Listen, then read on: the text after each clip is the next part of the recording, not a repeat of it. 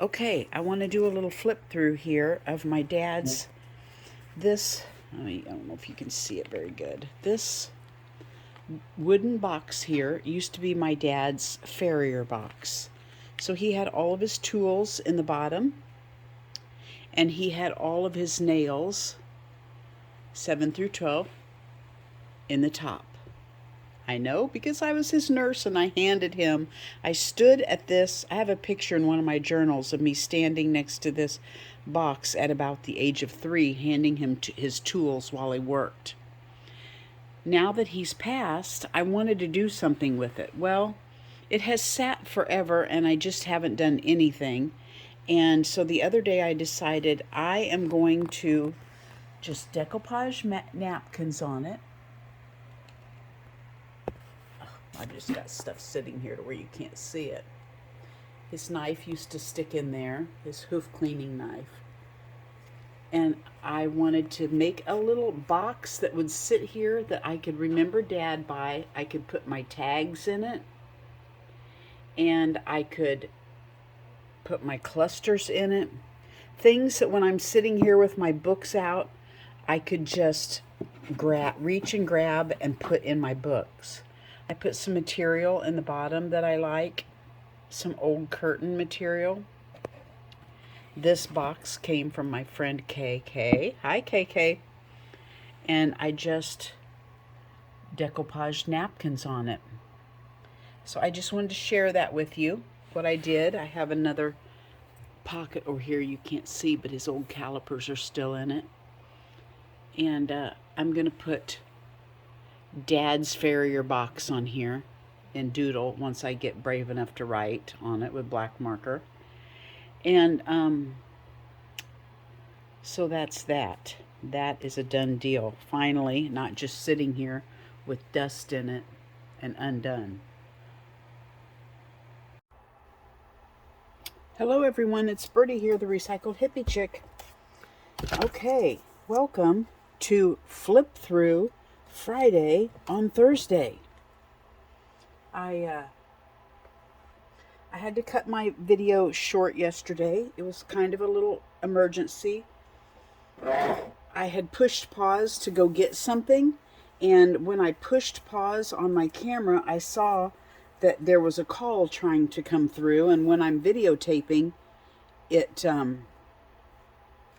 does not let a call come through. So I went over and answered the call, and it was a lady that I don't really know very well. I just know my husband has worked on her car one time, and she had no one else to call. She was stranded on the side of the road on the very busy freeway here in our city, Wichita, and she was out of gas. So I said, I'll grab a gas can and be there shortly.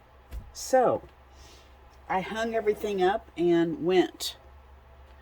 Now, I'm going to start out with showing you these. These are some leaves that I did. I don't know if you can see the shimmery.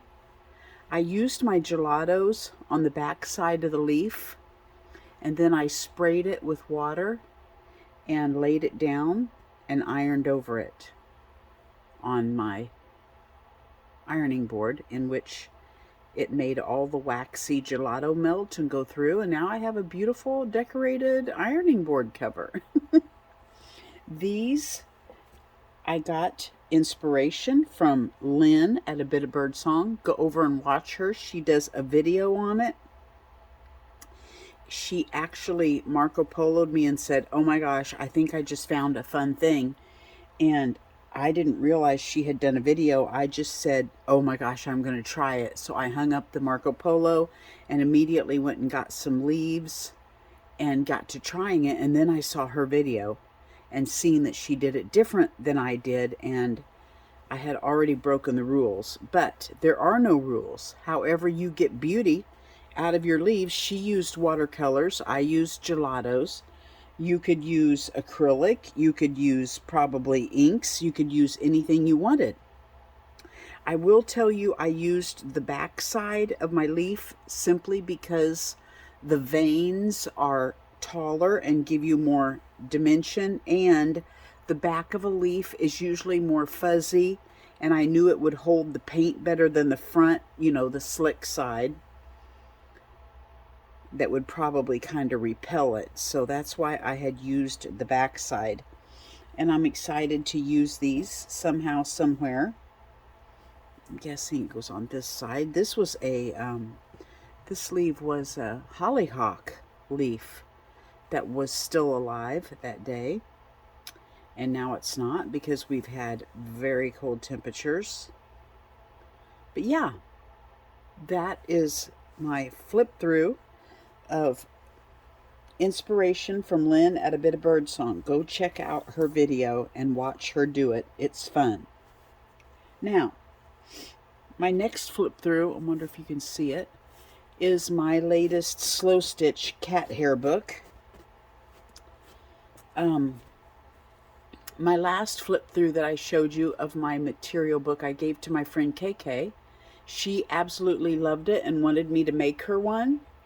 And as I started digging out material to make her one, I started running across things that were my mom's. And I thought, oh, I want to make another one with my mom's things, and I'm going to give my first one to KK. So I did. I gave that one to KK, and I started making one for myself again. This one here is actually inspired from Christina at Christina's Shack and Maria at Whimsical Gardens Art Studio. I don't know if I have that right. I'm going to link them down below.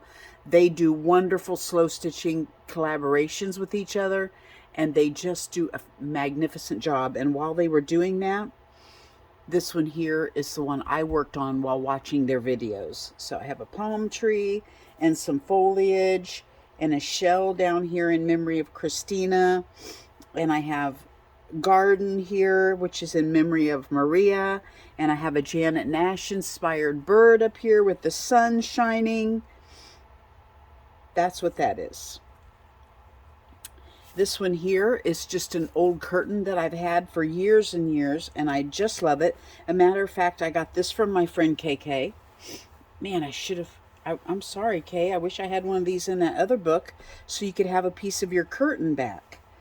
But I have used those curtains absolutely everywhere, and I had a piece that was ripped that I kept, and I've just used in everything. I've used it in books, I've used it, you name it. And I wanted a piece of that to keep in memory of that material. So I did not slow stitch or do anything different. I just kept it in its own. This page here is things that I've done in inspiration from Janet Nash.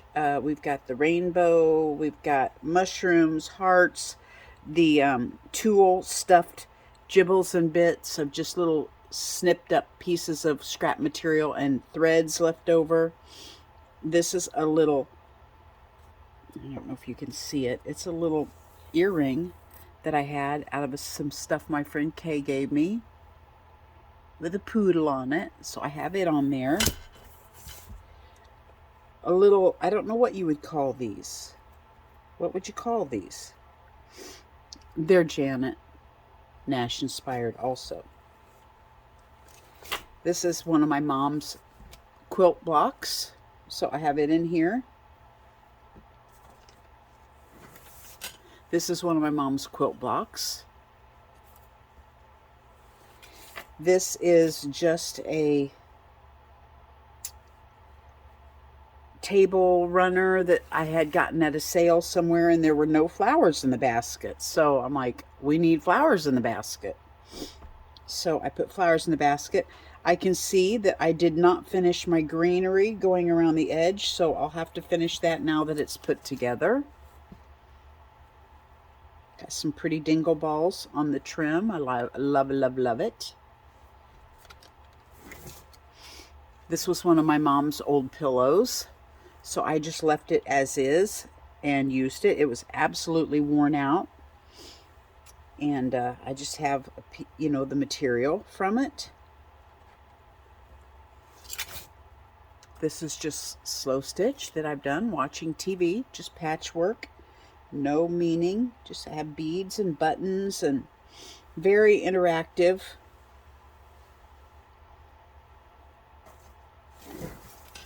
Another piece. I don't know, we ought to find a name for these that have no meaning, that are just fun. This one here was I don't know what it was. I finished it. Somebody had started it. It was in a sale. They didn't finish it, so I just sewed in these flowers because I don't cross stitch. I added some beads in the trees. There's a couple birds here. I put an eyeball on that one. I forgot to put one on that one. This was a pillow. I'm about to sneeze. Just a minute. Okay, this was a pillow of my mom's. She used to collect Kewpie dolls. And I had that.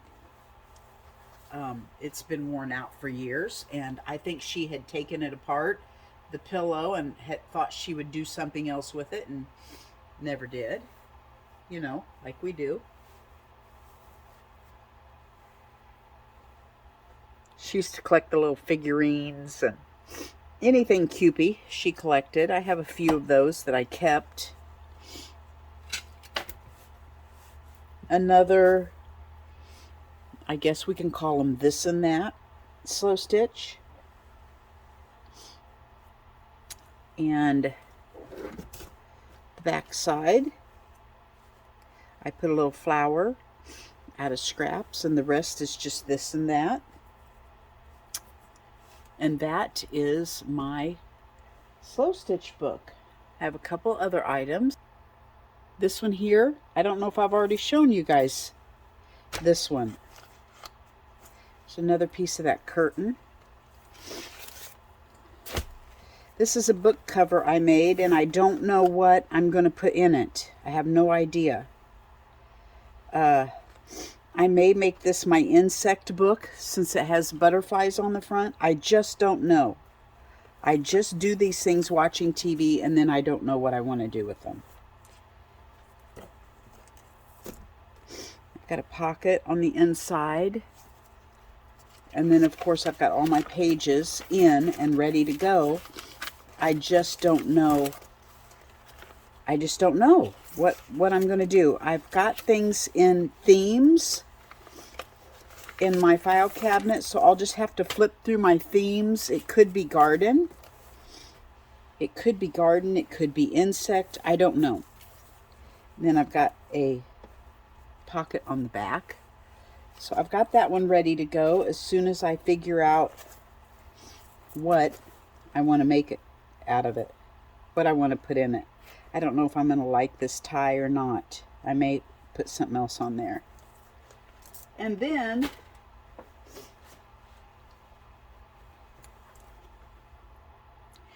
I have one that is very flippy floppy that I don't want. I have this absolutely adorable little, I don't know what she is. I'm going to call her a fairy baby. Where am I at? Okay. My friend Nanetta in Wichita, she's an artist, and I got this from her. She makes these little, I'm going to say it's a fairy baby. And I got one, and I thought, oh, I want to try this. And I've probably had it 10 years, and I've never tried to make one. I finally got the little face mold.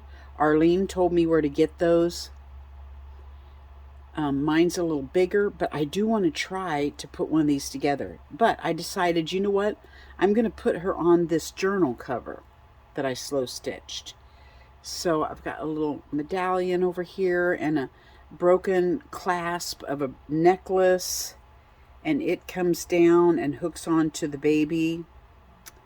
And I've got buttons on here. Now, the thing about this book is it's so flippy floppy, but I love the inside.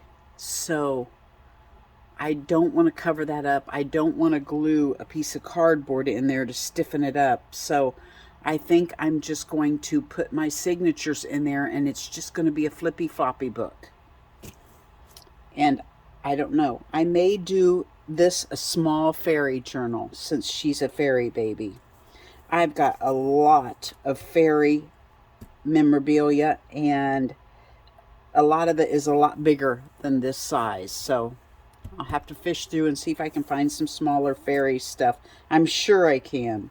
But this is going to be a soft covered, soft covered. Now, I want to tell you my story because I'm not going to post my, I'll just sit and piddle while I'm telling you. I'm not going to post my,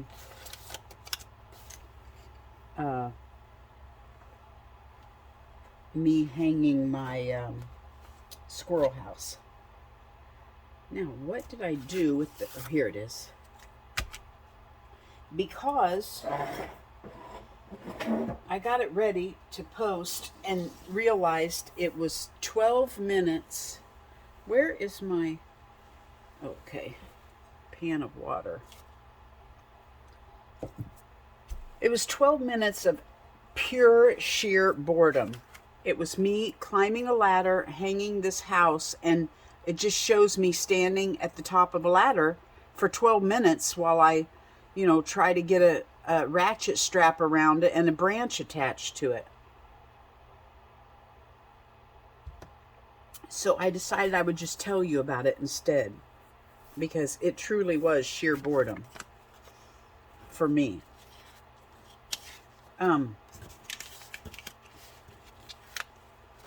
What happened was, I have a house out there for Helen, and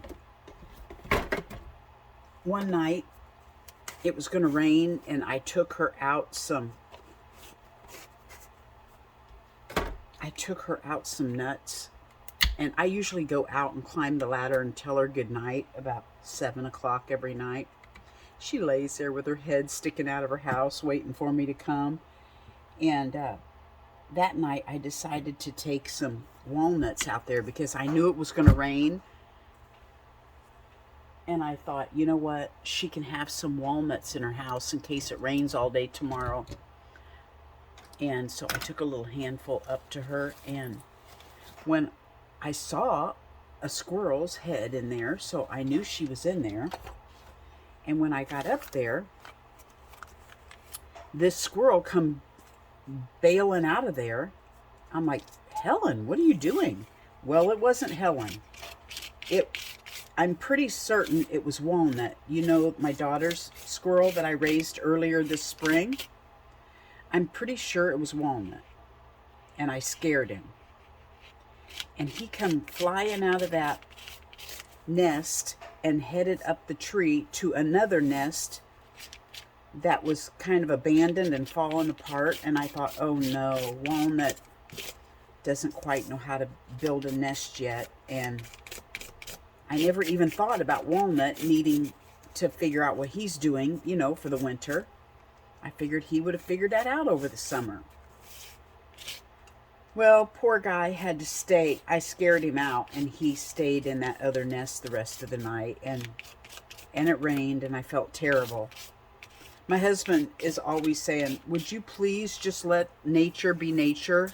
Because I'm constantly trying to help them, and I should. I need to. I know it's an issue I have. I just love them too much and want to help them.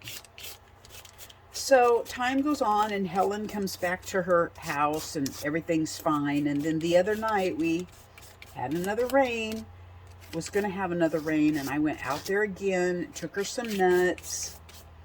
Same thing happened again. Walnut come flying out of that nest. Well, the sad thing is when Walnut goes out there and stays in her nest, I don't know where she goes, because squirrels are sole animals and they don't like to share. They're loners. They don't share a nest. So that was 2 rainy nights that I don't know where Helen slept. And nobody slept in there because I had scared out Walnut. So I decided I'm going to make another house so that there's two houses, and when Walnut comes over, at least Helen can go to the other one, or vice versa. I took Helen's barrel and put it in another tree down the way on the other side of the property, but nobody's really found it yet. So I decided I was going to put one right next to Helen's in another fork of the tree, and this is a Christmas one. And I'm going to get a little image. No, I'm not. I'm just going to keep going. That's got to dry anyway. So I went out in the barn and said, what can I find out here that I already have? Because I've been thinking, well, I'll build one. But I hadn't gone and gotten any wood or anything like that. And built any yet. I decided I'm going to make something out of what I have here. Well, I went out in the barn, in that some of the garage sale stuff that I still had left over in the barn was a cat carrier that I had kept, thinking, well, if I ever need to go to the vet, you know. But the cat carrier is too small for any of my cats. It's really tiny. So I took some memory foam bed topper that I had in the dump trailer, and I cut a strip of it, made a roll, shoved it in the cat carrier so it was like a tube of foam in there. Put foam in the back, foam in the front. The front completely blocked off the little door. In the back, where the vent holes are all around the top, I cut a 3-inch hole in the plastic so that you know they could go in and out. Filled it full of leaves, wrapped it with a vinyl tablecloth, Christmas one, I might add, and duct tape it all around. And then I took this, you know those pieces of foam you put on the floor to stand on? They look like they have puzzle pieces and you can hook them together. And I had some of those, and I took one and wrapped it around the cat carrier so that about this much was sticking out the front to make an overhang over the door, so that when it rained and blew, the rain and snow couldn't blow in and make everything wet. I wired that on real tight, and I stuck it in the fork of the tree and ratchet strapped it down. That's what I did. Helen was in it today, so she's aware of it. So the next time Walnut takes over her house, she will have a spare to go to.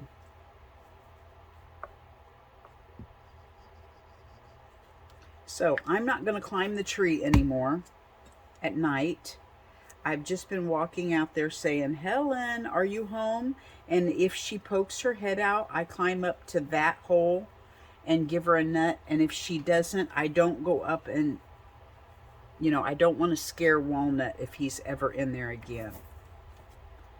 So anyway, that's what my video was, and I'm just not going to show it because it's painfully boring.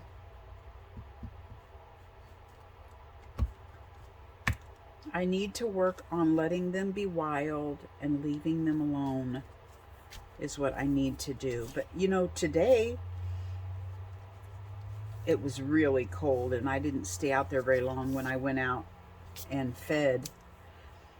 So I come in here in the art room because I have a friend coming over to play in the art room today, and so I wanted to take a trash bag and cover my air conditioner, my portable air conditioner unit. And when I was out the back screened in porch doing the bag and doing my thing, walking back and forth, I notice here comes Helen up the rock garden wanting to go, hey, Mom, what's going on? You haven't paid any attention to me today. So I hung out with her a little bit in the little redbud tree right outside the screened-in porch. And then, you know, she just wants to see you for a little bit, and then she scammers on her way, and she's done. Like, okay, I've had my fill later. And I just let her.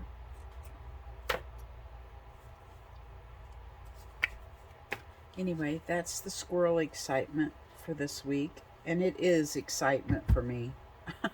I just tell you, it is just sheer fun for me.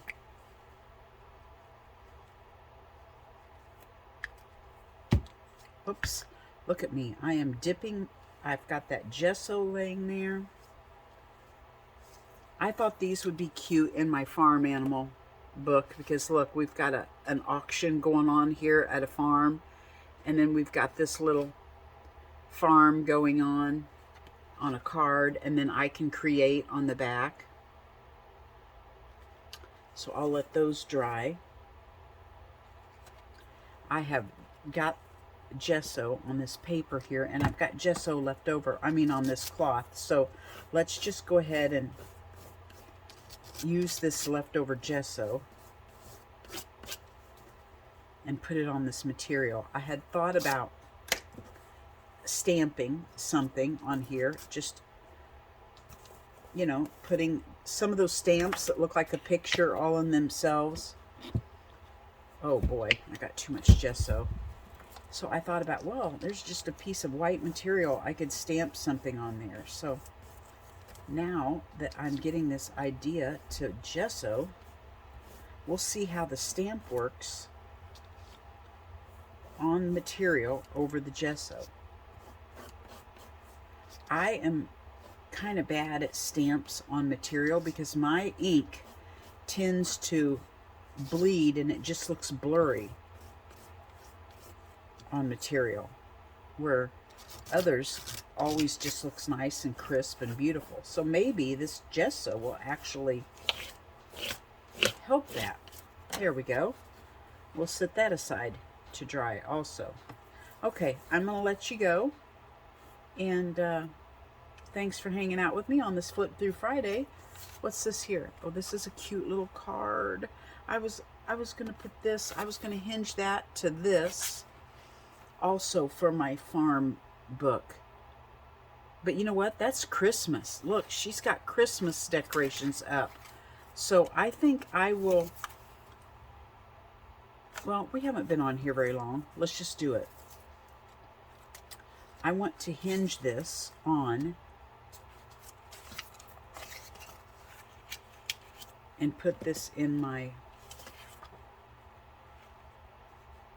Christmas journal. Let's see what we've got here to use for hinges.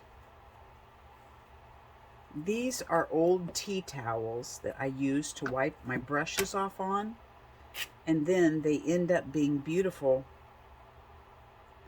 you know, whatever you want to use them for. What I think I'm going to do is I'm going to hinge on this side, since I don't want to cover up too much of the card. And on the other side, I think I'm going to find some material and run clear down it instead of just these strips.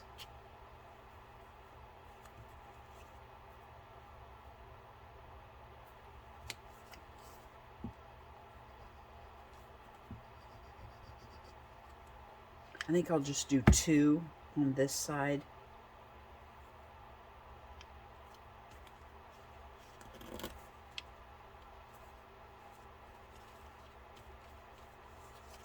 And over here, I'll do 1 large one.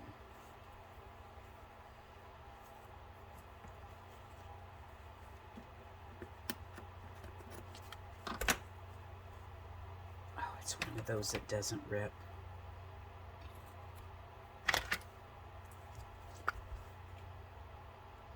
And I might sew down that. Since I ran out of thread in my sewing machine yesterday and filled it up with red, how appropriate. That'll be perfect for working in the Christmas journal.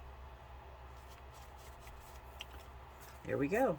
We'll let that dry, and that'll be a page in the Christmas journal.